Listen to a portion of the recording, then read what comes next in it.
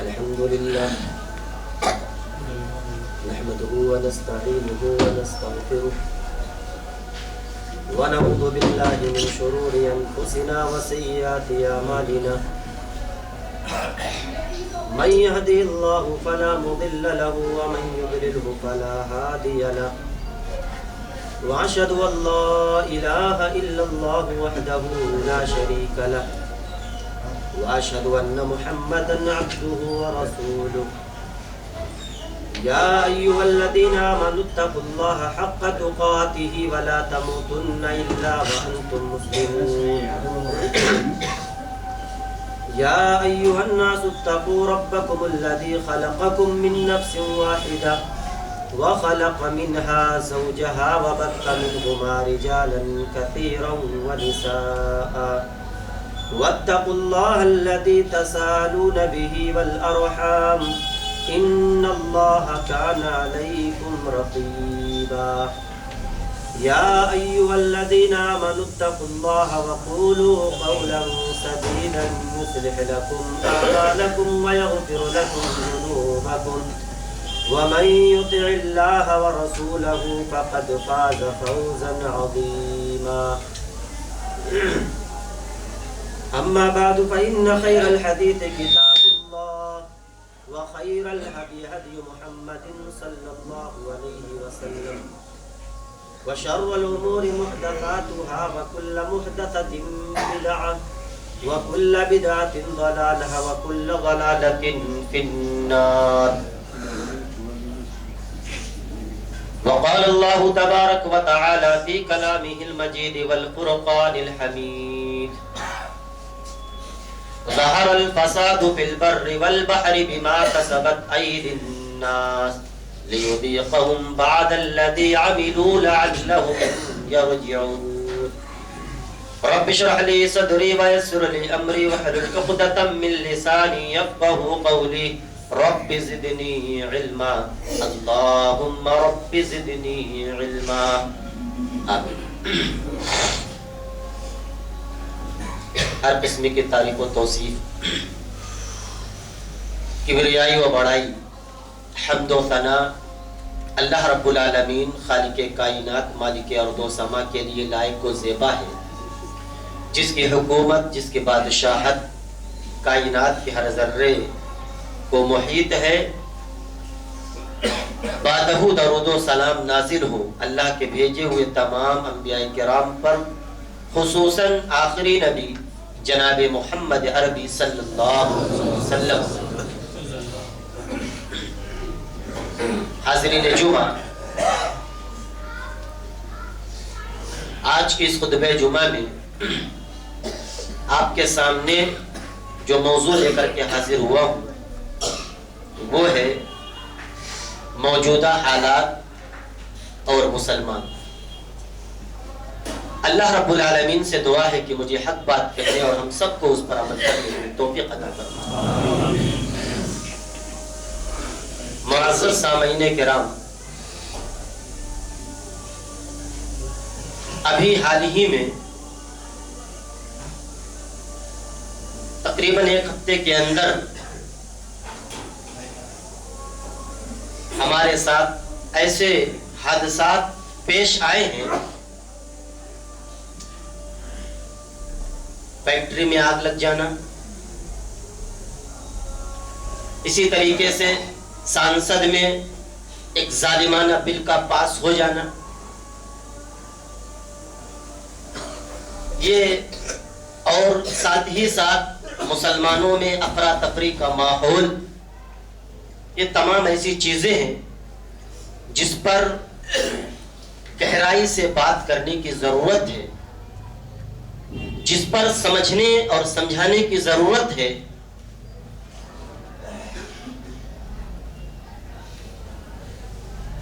اسی لیے یہ موضوع لے کر کے میں آپ کے سامنے حاضر ہوا ہوں۔ جو حال میں سانسد کے اندر، سنسد میں، لوک سبھا اور راجیہ سبھا میں नागरिकता संशोधन बिल पास हुआ है, उससे यकीनन मुसलमानों को बड़ी तकलीफ है, बड़ी परेशानी है। और जब से ये हुकूमत, ये सरकार आई है, तब से अलल ऐलान मुसलमानों के खिलाफ ऐसे मक्र, ऐसी चाल और ऐसी साजिशें कर रहे हैं जिसकी वजह से मुसलमानों को सियासी तौर पर, माशी तौर पर और ज़हनी तौर पर तोड़ दिया जाए, इनकी ताकत और कुव्वत को खत्म कर दिया जाए। कई ऐसे इलाके हैं जहां पर मुसलमानों की अक्सरियत है, वहां पर उनके बिजनेस और कारोबार बहुत ऊंचाई पर हैं, तो ऐसी जगहों को टारगेट किया जाता है, ऐसी जगहों को निशाना बनाया जाता है। यहां के हालात से आप वाकिफ ही होंगे। जहां मैं रहता हूं वहां पर कपड़े की बुनाई होती है, पावर लूम का काम होता है और ये पावर से ही चलता है। तो पावर को वहां पर इतना खराब कर दिया गया है कि जिसकी वजह से मुसलमानों के कारोबार बिल्कुल टूट गए और बिल इतना ज्यादा आने लगा है जिसकी वजह से मुसलमान कारोबार बंद करने पर मजबूर हो गए। बनारस की साड़ी मशहूर है, पिछले साल वो सब बाहर एक्सपोर्ट होती थी, उससे लाखों करोड़ों मुसलमान जुड़े हुए थे। उन लोगों की भी इस तरीके से माशी हालत को कमजोर कर दिया गया। तो इस तरीके की साजिशें और चालें हो रही हैं, आखिर वजह क्या है? इस तरीके का हिंदुस्तान के अंदर, हमारे भारत के अंदर कहर बर्पा किया जा रहा है, जुल्म किया जा रहा है, फसाद फैलाया जा रहा है। हम मुसलमान हैं तो हमारा काम यह है कि हम इस चीज को, इस पूरे माहौल को, इस पूरे मंजर को इस्लामी नुक्ते नजर से समझें। दुनियावी एतबार से समझने की जरूरत नहीं है।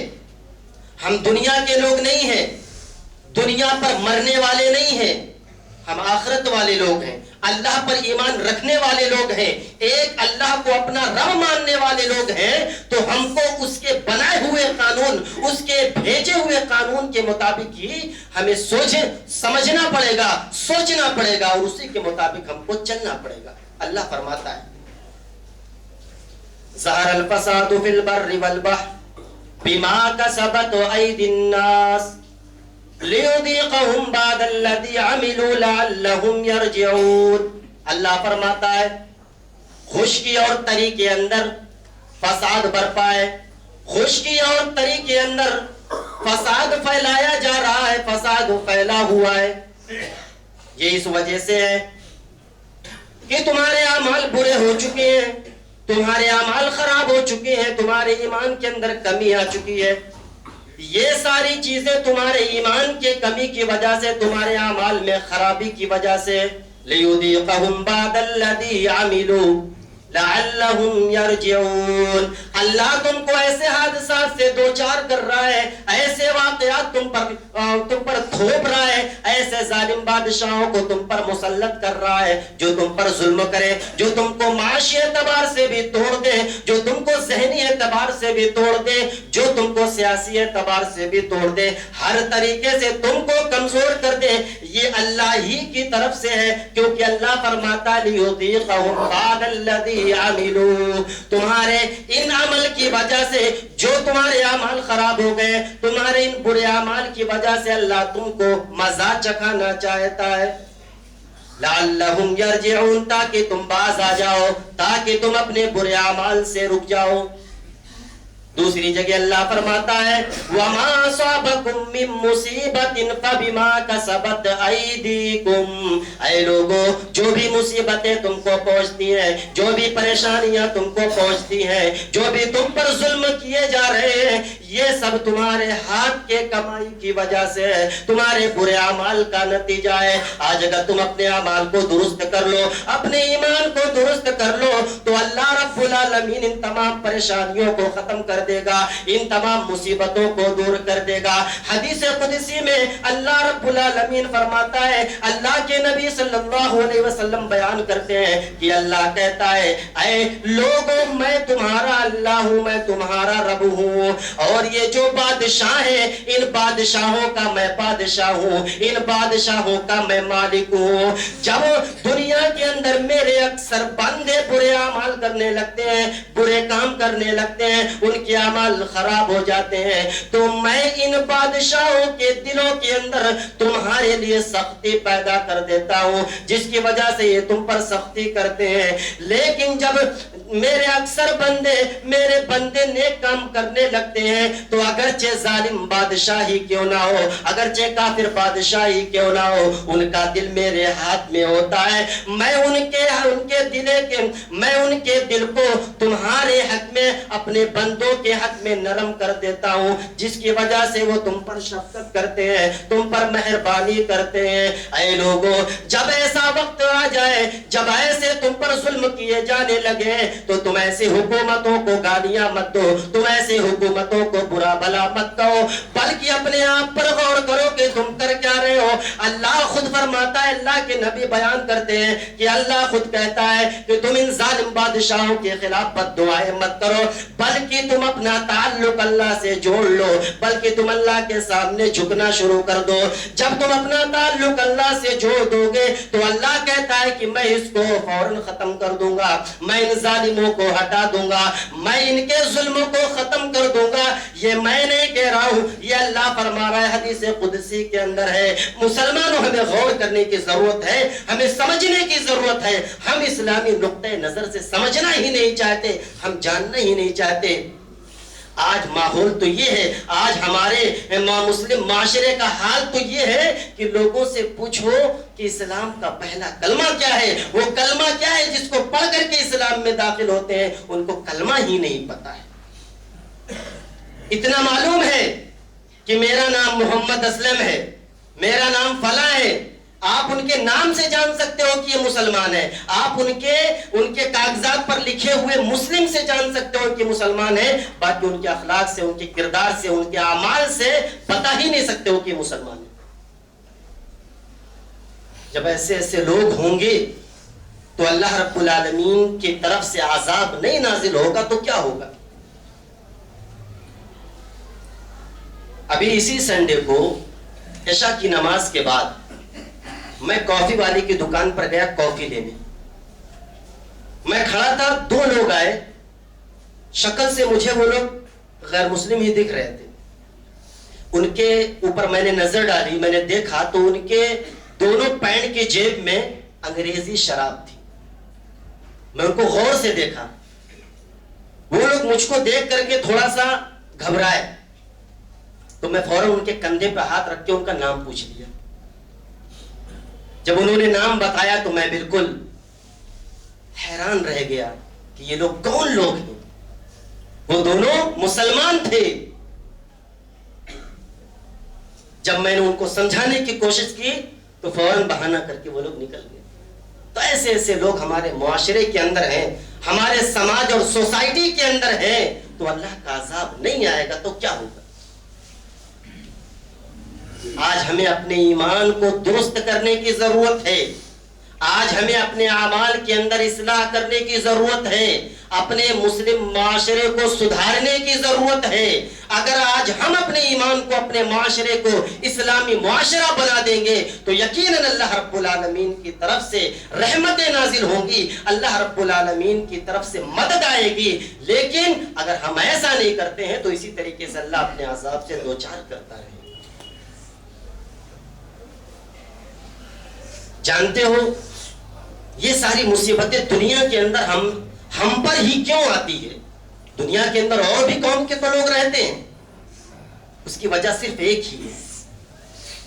कुरान में अल्लाह ने बयान किया, मूसा अलैहिस्सलातु वस्सलाम जब लोगों को समझा रहे थे और फिरौन और उनके हवारी और फिरौन के जो درباری تھے، ان لوگوں نے پورا مشورے کے بعد یہ طے کر لیا کہ اب موسیٰ کو قتل کر دینا ہے۔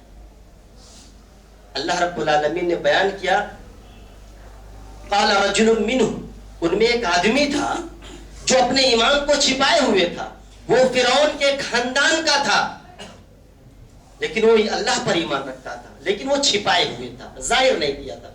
تو اس نے کہا، کھل کر علیہ اعلان کہا، کیا تم ایسے شخص کو قتل کرنا چاہتے ہو جو صرف یہ کہتا ہے ربی اللہ، میرا رب اللہ ہے؟ تو معلوم یہ ہوا کہ یہ دنیا آج ہماری دشمن صرف اس لیے ہے کہ ہم اپنا رب صرف اور صرف اللہ کو مانتے ہیں۔ سنسد کے اندر ایک مرد مجاہد نے یہ ڈنکے کے چوٹ پر اعلان کر دیا کہ مجھے پتا ہے کہ ہمارا اس ملک میں صرف گناہ اتنا ہے کہ ہم مسلمان ہیں، لیکن کہتے ہیں نا، دھوبی کا کتا گھر کا نہ گھاٹ کا، نہ خدا ہی ملا نہ وصال صنم، نہ ادھر کے رہے نہ ادھر کے۔ دنیا کے نظر میں تو ہم مسلمان ہیں، اللہ کے نظر میں ہم مسلمان ہی نہیں ہیں، نہ ہم آخرت کے ہوئے نہ دنیا کے ہوئے۔ دنیا میں بھی ستائے جا رہے ہیں اور اپنے اعمال کی بربادیوں کی وجہ سے، اپنے اعمال کی خرابیوں کی وجہ سے آخرت میں بھی ہم اللہ رب العالمین کے عذاب سے دوچار ہوں گے۔ آخر ایسے ایمان سے کیا فائدہ؟ نہ آخرت میں اس کا کوئی فائدہ، نہ دنیا کے اندر اس کا کوئی فائدہ۔ اس لیے ہمیں سمجھنے کی، اپنے اندر اپنے گھر والوں کے ساتھ اس طرح کے اصلاح کرنے کی ضرورت ہے، اور اپنے بچوں کے اندر اصلاح کرنے کی ضرورت ہے۔ یہی بچے جو آج چھوٹے ہیں، کل بڑے ہو کر کے یہی اس قوم کے مستقبل بنیں گے۔ لیکن ابھی ان بچوں کو، جن کی عمر 15 سال ہے، 12 سال ہے، بڑوں کی بات نہیں کر رہا ہوں، جو 15 سال ہے، 10 سال ہے، 12 سال، ابھی ان کو یہ نہیں پتا کہ جو اسلام کے اندر اللہ رب العالمین نے 5 وقت کی نماز کو فرض کیا ہے، ان نمازوں کے نام کیا ہے، نمازوں کے اندر رکعات کی تعداد کتنی ہے، نماز پڑھی کیسے جاتی ہے۔ بس ہم نے کیا کیا، تھوڑا سا بڑا ہوا، چلنے پھرنے کے لائق ہوا، ہم نے اس کو اپنے بزنس میں، اپنے کاروبار میں لگا دیا۔ پڑھائی لکھائی سے کوئی مطلب نہیں۔ اور یہ رونا صرف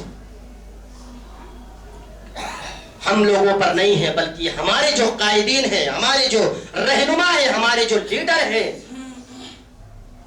جو لمبی لمبی داڑھیاں رکھے ہوئے ہیں، اونچی اونچی ٹوپیاں لگائے ہوئے ہیں، ان کی بھی بڑی غلطی ہے۔ لاکھوں روپے، اربوں روپے، کروڑوں روپے بڑے بڑے اجتماعات میں خرچ کر دینا، اس سے کیا فائدہ ہونے والا ہے؟ بڑے بڑے جلسے کرنا، بڑے بڑے پروگرام کرنا، لاکھوں روپے، کروڑوں روپے خرچ کر دینا، اور اپنے معاشرے کا حال تو یہ ہے کہ ظہر کی نماز کا نام بھی نہیں معلوم ہے۔ اصلاح کی ضرورت کہاں ہے؟ اور لوگ بڑی خوشی سے جاتے ہیں اور خوب دل کھول کر کے خرچ کرتے ہیں۔ ایسے جلسوں کا، ایسے پروگراموں کا، ایسے اجتماعات کا کیا فائدہ جس سے مسلم معاشرے کے اندر کوئی سدھار نہ ہے؟ اللہ رب العالمین نے اس کے بعد قرآن مجید کے اندر مومنوں کو تسلی دیتے ہوئے فرمایا کہ مومنوں یاد رکھو، وَلِلَّهِ الْعِزَّةُ وَلِرَسُولِهِ وَلِلْمُؤْمِنِينَ وَلَكِنَّ الْمُنَافِقِينَ لَا يَعْلَمُونَ۔ عزت اللہ کے لیے ہے، عزت رسول کے لیے ہے، اور عزت مومنوں کے لیے ہے۔ دنیا کے پیچھے بھاگ کر، دنیا کے پیچھے پڑ کر عزت نہیں حاصل کر سکتے ہو۔ عزت کا مالک تو اللہ ہے، عزت وہ تمہیں دے گا، تمہیں کسی سے ڈرنے کی ضرورت نہیں ہے۔ مسلمان اللہ کے سوا کسی سے ڈرتا نہیں ہے، مسلمان بزدل نہیں ہوتا، مسلمان نڈر ہوتا ہے، بہادر ہوتا ہے، کسی سے ڈرنے کی ضرورت نہیں ہے۔ اللہ فرماتا ہے وَلَا تَهِنُوا وَلَا تَحْزَنُوا وَأَنْتُمُ الْأَعْلَوْنَ إِن كُنتُم مُؤْمِنِينَ۔ تمہیں مایوس ہونے کی ضرورت نہیں ہے، تمہیں غم کرنے کی ضرورت نہیں ہے، تمہیں ڈرنے کی ضرورت نہیں ہے، تمہارا یہ پرچم بلند رہے گا۔ شرط یہ ہے کہ تم واقعی میں مومن بن جاؤ، سچے مومن بن جاؤ، ایمان کے اندر پورے کے پورے داخل ہو جاؤ، صرف نام کے مسلمان بن کر کے مت رہو، ورنہ نہ آخرت کے ہو پاؤ گے نہ دنیا کے ہو پاؤ گے۔ اس لیے ہمیں پکا اور سچا مومن بننا ہے، ایمان والا بننا ہے، اور کسی سے ڈرنے کی ضرورت نہیں ہے، کیونکہ مسلمان صرف اور صرف اللہ رب العالمین سے ڈرتا ہے، اس کے علاوہ کسی اور سے نہیں ڈرتا۔ اللہ رب العالمین ان کے مکر کو، ان کے چال کو، ان کی سازشوں کو چٹکیوں میں، سیکنڈوں میں ضائع اور برباد کر دے گا۔ اللہ فرماتا ہے وَإِذْ يَمْكُرُ بِكَ الَّذِينَ كَفَرُوا لِيُثْبِتُوكَ أَوْ يَقْتُلُوكَ أَوْ يَخْرُجُوكَ وَيَمْكُرُونَ وَيَمْكُرُ اللَّهُ وَاللَّهُ خَيْرُ الْمَاكِرِينَ۔ اللہ فرماتا ہے کہ یہ لوگ اے نبی آپ کے خلاف تدبیریں کر رہے ہیں، آپ کے خلاف پلاننگز کر رہے ہیں۔ کیوں؟ اس لیے کہ آپ کو قید کر دیا جائے، اور یا تو آپ کو قتل کر دیا جائے یا آپ کو وطن سے نکال دیا جائے۔ آج یہی حال ہے کہ نہیں مسلمانوں کے ساتھ؟ یا تو ان کو جیل کے اندر بند کر دو، یا تو ان کو موب لنچنگ کے نام پہ ختم کر دو، یا پھر ان کو وطن ہی سے نکال دو۔ یہی ہو رہا ہے کہ نہیں ہو رہا ہے؟ یہی ہو رہا ہے۔ اللہ نے بالکل اسی چیز کو بیان کیا، وَإِذْ يَمْكُرُ بِكَ الَّذِينَ كَفَرُوا لِيُثْبِتُوكَ أَوْ يَقْتُلُوكَ أَوْ يَخْرُجُوكَ۔ اے نبی یہ لوگ آپ کے ساتھ مکر کرتے ہیں، کس بات کے لیے؟ تاکہ آپ کو قید کر دیا جائے یا قتل کر دیا جائے یا وطن سے نکال دیا جائے۔ اور یہ لوگ آپ کے ساتھ تدبیریں کر رہے ہیں، لیکن اللہ آسمان پر تدبیر کر رہا ہے، اور اللہ کی تدبیر سب سے بہترین تدبیر ہے۔ اپنی تدبیر کے مطابق یہ لوگ اللہ کے نبی صلی اللہ علیہ وسلم کو قتل کرنے کے لیے رات میں آپ کے گھر کے باہر تلوار اور ہتھیار لے کر کے کھڑے ہو گئے۔ اللہ کی تدبیر دیکھیے، اللہ بچاتا کیسے ہے۔ جس کو اللہ بچائے اس کو کون مار سکتا ہے؟ اللہ کے نبی صلی اللہ علیہ وسلم کو اللہ نے بتا دیا۔ اللہ کے نبی صبح سویرے بالکل اٹھے، ہاتھ میں مٹی لی، کافروں کو اوپر پھینک کر کے نکل گئے۔ کسی کو پتا نہیں چلا۔ اللہ کے نبی غار ثور میں پہنچ گئے، تب ان کو پتا چلا کہ یہ کیا ہوا۔ ان کے سروں پر دھول پڑی ہوئی ہے اور اللہ کے نبی تو نکل چکے ہیں۔ اس طریقے سے اللہ نے ان کی چال کو، چال چلنے والوں نے حضرت عیسیٰ علیہ السلام کے ساتھ بھی چال چلی۔ یہودیوں نے شکایت کی، شام کے حکمراں جو کافر تھا اور رومیوں کی طرف سے نافذ کیا گیا تھا۔ اس وقت رومیوں کی حکومت شام کے اندر تھی۔ شکایت کی حضرت عیسیٰ علیہ السلام کے خلاف کہ یہ فساد پھیلاتا ہے، یہ بنا باپ کا بیٹا ہے، نعوذ باللہ۔ اس طریقے کی شکایتیں کی، جس کی وجہ سے طے ہو گیا کہ ان کو سولی پر چڑھا دیا جائے۔ اللہ نے فرمایا وَمَكَرُوا وَمَكَرَ اللَّهُ وَاللَّهُ خَيْرُ الْمَاكِرِينَ۔ یہ لوگ چالیں چل رہے تھے اور اللہ بھی تدبیر کر رہا تھا، اور اللہ کی تدبیر سب سے بہترین تدبیر ہے۔ یہ لوگ چال چل رہے تھے کہ صبح کی عیسیٰ کو سولی پر چڑھا دیا جائے، اور اللہ رب العالمین نے حضرت عیسیٰ علیہ السلام کو زندہ آسمان پر اٹھا دیا، اور ان کے ہم شکل کو ان لوگوں نے سولی پر چڑھا دیا، اور سمجھ رہے تھے کہ ہم نے عیسیٰ کو قتل کر دیا، عیسیٰ کو سولی پر چڑھا دیا، نعوذ باللہ۔ لیکن اللہ نے حضرت عیسیٰ علیہ السلام کو زندہ آسمان پر اٹھا لیا، جن کو قرب قیامت اس دنیا کے اندر اللہ دوبارہ بھیجے گا۔ تو اللہ رب العالمین کی تدبیر بہترین تدبیر ہے۔ تو ہمیں اللہ رب العالمین سے جڑنے کی ضرورت ہے، اللہ رب العالمین سے لو لگانے کی ضرورت ہے۔ اللہ کے نبی صلی اللہ علیہ وسلم ہمیشہ ایک دعا کا بہت زیادہ اہتمام کرتے تھے۔ جب بھی ان کو اپنے دشمنوں سے کوئی خوف، کوئی خطرہ ہوتا تھا، کوئی اندیشہ ہوتا تھا، اللہ کے نبی اس دعا کو ضرور پڑھتے تھے۔ اس دعا کو ہر مسلمان یاد کر لے، اور وہ اس کو پابندی کے ساتھ پڑھے، نمازوں کے بعد پڑھے، سوتے وقت بھی پڑھے، اٹھنے کے بعد بھی پڑھے، جب راستے میں چل رہا ہو تب بھی پڑھے۔ وہ دعا کیا ہے؟ اللہم انا نجعلک فی نحورہم ونعوذ بک من شرورہم۔ اللہم انا نجعلک فی نحورہم ونعوذ بک من شرورہم، کہ اے اللہ میں تجھ کو اپنے ان دشمنوں کے مقابل میں کھڑا کرتا ہوں۔ اللہ سے کس کے مقابلہ کرنے کی طاقت ہے؟